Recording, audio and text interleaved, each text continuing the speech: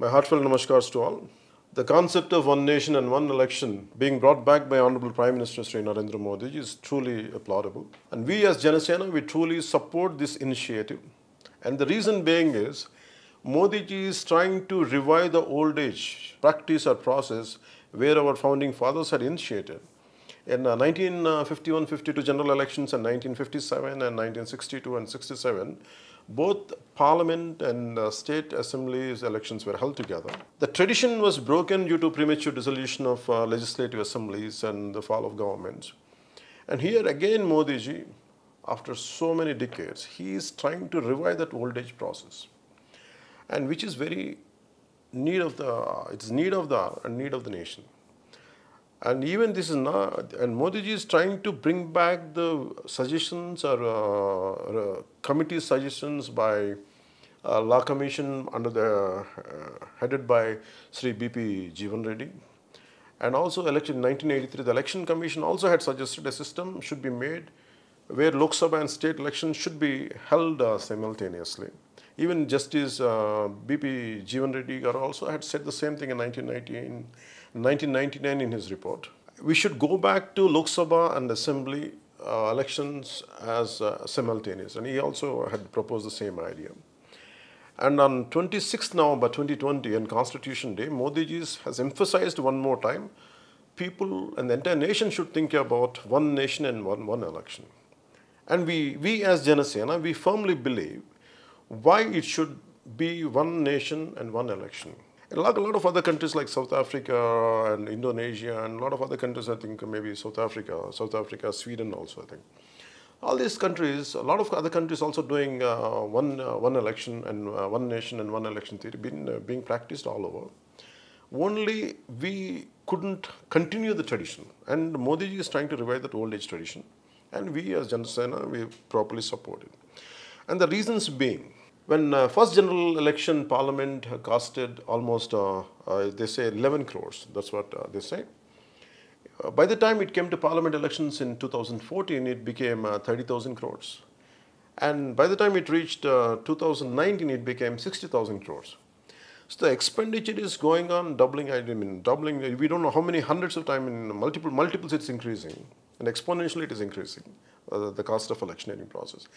And if it happens one-time election in every 5 years for all assemblies and parliament together, I think that would cut down a great expenditure on the country's exchequer. That is one major thing. And majorly on the security forces, the burden will be lessened, and where they could focus on a nation security, then doing duties for the state elections wherever it is happening.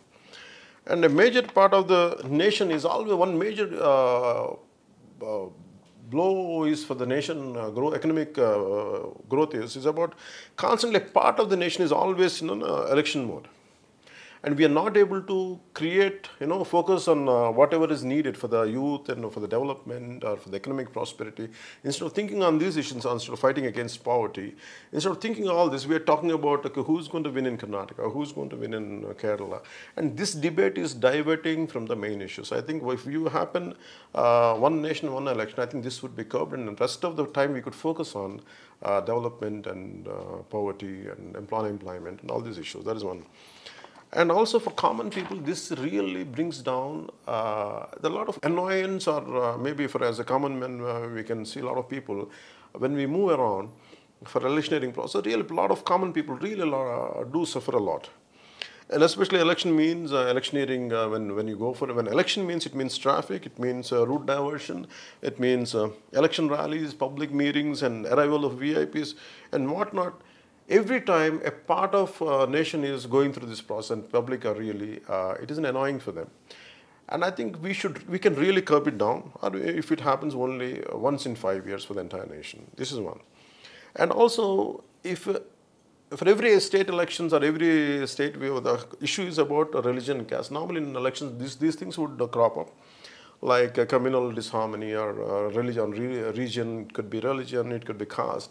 And all these issues would be flared up or something.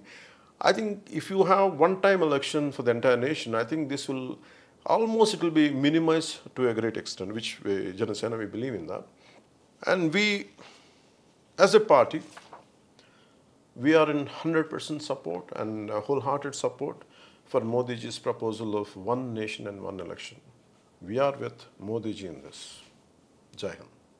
అందరికీ నా హృదయపూర్వక నమస్కారాలు.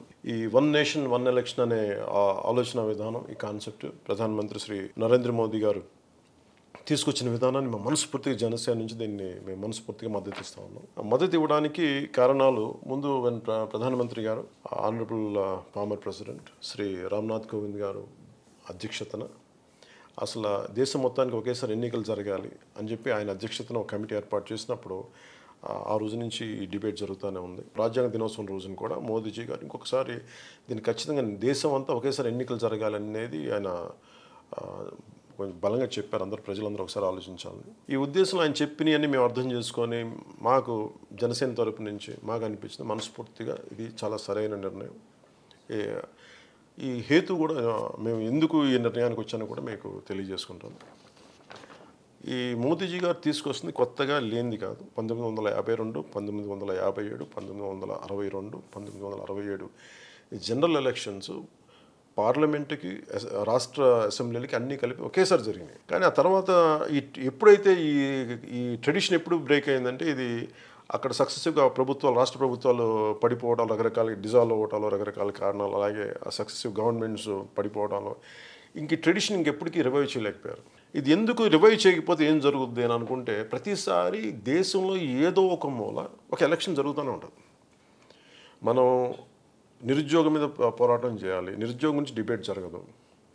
లేదా అభివృద్ధి, మన ఆర్థిక అభివృద్ధిని ఎలా చేయాలి, లేదంటే విద్యా వ్యవస్థ మీద ఇంకెలాంటి కొత్త పాలసీలు పట్టుకురావాలి, సైన్స్ అండ్ టెక్నాలజీని ఎలాగా కొత్త మెజర్స్ ఎలా తీసుకురావాలి, ఈ డిబేట్లన్నీ మనం మానేసి ఇవి ఎప్పుడైతే ప్రతి చోట ఒక 3 రాష్ట్రాలకు 4 రాష్ట్రాలకు ఎలక్షన్ జరుగుతున్నంత కాలం మేజర్ పబ్లిక్ డిబేట్ అంతా స్టేట్ అసెంబ్లీ ఎలక్షన్ మీద ఉంటుందో తప్ప, అంతేగాని ఈ నిరుద్యోగం మీద కానీ, లేదంటే మనకి కూర్చోబెట్టి పేదరికం మీద కానీ, లేదంటే ఈ మైగ్రెంట్ లేబర్ మీద కానీ, ఈ వ్యవసాయం మీద కానీ, వీటి మీద జరగకుండా టాపిక్ ఎప్పుడు డిబేట్ అయిపోతూ ఉంటుంది.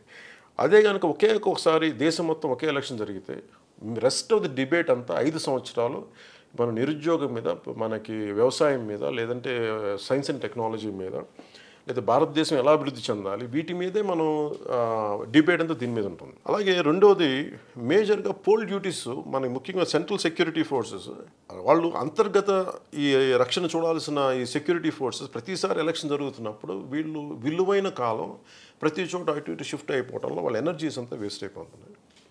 అలా కనుక 5 సంవత్సరాలకు ఒకసారి జరిగితే అందరికి ఒకేసారి డ్యూటీ పడుద్ది, చేసేస్తారు. రెస్ట్ వాళ్ళందరూ మిగిలిన కాలం అంతా మన జాతి భద్రత మీద వాళ్ళు దృష్టి పెట్టచ్చు. ఇది ఒకటి. ఇది కాకుండా మేజర్గా మన దేశంలో ప్రతి ఒక్కళ్ళు ఇక్కడి నుంచి, మనకి ఉత్తరాంధ్ర నుంచి చెన్నైకి వెళ్ళే వాళ్ళు ఉన్నారు, లేదంటే హైదరాబాద్కి వచ్చేవాళ్ళు ఉన్నారు, లేదంటే అటు బాంబే, అంటే ప్రతి చోట విపరీతమైన మైగ్రెంట్ లేబర్ ఉంది, బీహార్ నుంచి వచ్చేవాళ్ళు. ఇట్లాగా ఇంటర్ స్టేట్ మైగ్రేషన్ ఉన్నప్పుడు ఒకసారి వీళ్ళందరూ ప్రతిసారి వారి రాష్ట్రాల్లో ఎలక్షన్ జరుగుతున్నప్పుడు స్వస్థలాలకు వెళ్ళడానికి చాలా ఇబ్బందులు ఉంటాయి. అండ్ 2 ఉద్యోగాలు మానుకొని వెళ్ళాలి, ఒకసారి వెళ్ళలేరు. ఈ పరిస్థితుల్లో అక్కడ ఒకళ్ళు వెళ్ళిపోతేనేమో ఇక్కడ ఆర్థికంగా ఒక చిన్న వెనకడుగు వేయాల్సి వస్తుంది స్థానికంగా చేసే పనులకు. సో వీటన్నిటి బదులు ఒకేసారి ఎలక్షన్ జరిగితే, 5 సంవత్సరాలు ఒకేసారి ఎలక్షన్ జరిగితే రాష్ట్రాలకి, కేంద్ర ప్రభుత్వాలకి ఒకేసారి వెళ్ళి రావడం జరుగుతుంది. అందుకే ఎక్కువ మంది ఓటింగ్కి, పార్టిసిపేషన్కి ఛాన్సెస్ ఉంటాయి. అలాగే ప్రతి ఎలక్షన్ అప్పుడు అక్కడున్న స్థానిక పరిస్థితులు, ముఖ్యంగా మనకి ప్రధానమైన కులం, మతం, లేదంటే ఇలాంటి ఈ డిబేట్ ఎక్కువ జరుగుతూ ఉంటుంది. దీని మీద గొడవలు జరుగుతూ ఉంటాయి, దీని మీదే వాదోపవాదాలు ఉంటాయి. ఇది ఒకటి ఇష్యూ ఉంటుంది. ఇదే 5 సంవత్సరాలకు ఒకసారి జరిగితే మనం ప్రతిసారి దీన్ని రేకెత్తించడానికి ఉండదు. ఒకసారి మాట్లాడితే ఇంక అయిపోతే మిగతా 5 సంవత్సరాల్లో ఇంకా ఆ దృష్టి ఉండదు. అందుకని ఏదో ఒకసారి మాట్లాడటం, లేదంటే దాన్ని కూర్చోబెట్టి ఆ టాపిక్ని మనం చాలా వరకు తగ్గించడానికి, మినిమైజ్ చేయడానికి చాలా ఎక్కువ అవకాశాలు ఉన్నాయి ఒకసారి ఎలక్షన్లో. Only one nation one election theory ప్రకారం. అలాగే 11 కోట్లతోటి 1951-52లో పార్లమెంట్ ఎన్నికలకు అయిన ఖర్చు.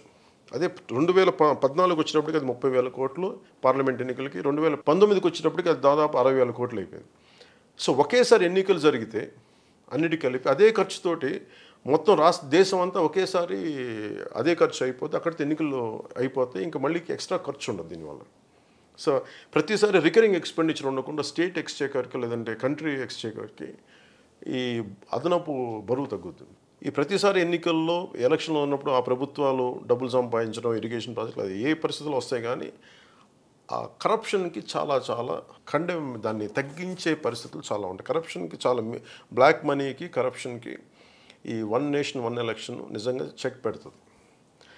అలాగే ఈ మోదీజీ గారు ఈరోజు ప్రపోజ్ చేస్తుంది 1983లో ఎలక్షన్ కమిషన్ చెప్పింది, వాళ్ళు చెప్పింది కూడా లోక్సభ ఎన్నికలు రాష్ట్ర ఎన్నికలు ఒకేసారి జరిగేలా చూడమని చెప్పి వాళ్ళు చాలా బలమైన సూచన చేశారు. అలాగే బీపీ జీవన్ రెడ్డి గారు లా కమిషన్ చైర్మన్గా ఉన్నప్పుడు 1999లో ఆయన రిపోర్ట్ ఇచ్చిన దాంట్లో కూడా లోక్సభను ఈ రాష్ట్ర ఎన్నిక అసెంబ్లీలు కూడా ఒకేసారి జరిగితే దేశానికి మంచిదనేది ఆయన రిపోర్ట్లో రాశారు. సో మోదీజీ గారు ఈరోజు తీసుకెళ్తుంది నేషన్ ఈరోజు దేశం అంతా జరుగుతున్న ఈ డిబేట్లో ఖచ్చితంగా మోదీజీ గారు తీసుకున్న నిర్ణయం చాలా సరైంది. ఇది దేశానికి అవసరం, సమాజానికి కూడా చాలా, మన నేలకు కూడా చాలా అవసరం. ఒకటి ఖర్చు తగ్గటం, ఒకటి బ్లాక్ మనీ ఈ కరప్షన్ తగ్గటం, రెండు ఈ అన్వాంటెడ్ కాస్ట్ కమ్యూనల్ యాంగిల్ తగ్గటం, అలాగే ఈ సెంట్రల్ ఫోర్సెస్ ఎనర్జీని ఒకేసారి వాడి మిగతాదంతా దేశ అంతర్గత భద్రతకి దృష్టి మళ్లించడం. సో ఇలాంటివన్నీ చూసిన తర్వాత మనస్ఫూర్తిగా జనసేన తరపు నుంచి ఈ వన్ నేషన్ వన్ ఎలక్షన్కి మోదీ గారికి సంపూర్ణ మద్దతు తెలుపుతున్నాం.